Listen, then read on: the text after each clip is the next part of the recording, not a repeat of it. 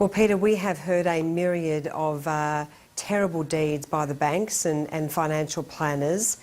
And what has struck me, despite the many allegations of fraud, of improper conduct, of deception, of falsifying of signatures on documents, what has struck me about this is what was ASIC doing? And in fact, I have been worried about ASIC for a number of years. I have raised my concerns with the former chair, Greg Medcraft, and the current chair. I think in many degrees they have been a toothless tiger. And if we had had a strong, gutsy, determined, feared regulator in ASIC, I don't believe many of these things would have happened.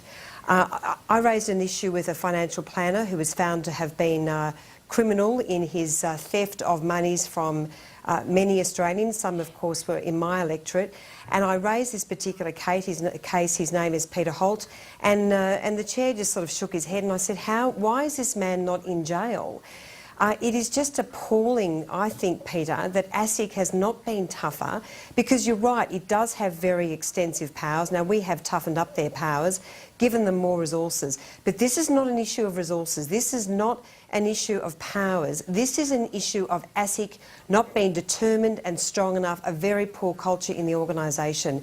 And I also want to quickly raise the issue of insurance products. I raised with ASIC a dodgy insurance product offered by Amy. Amy ripped off victims of the Wye River bushfires a couple of years ago, and ASIC promised a full review, and it was absolutely pathetic. I raised this with Kelly O'Dwyer, the Minister. But frankly, and when they went on to then engage in misleading advertising, they were hit with a $45,000 penalty. And I said to the current chair, it should have been $250,000. So frankly, they really do owe an apology to Australians, and we need a proper explanation as to why they have not been acting as a tough and invincible regulator to keep these banks honest.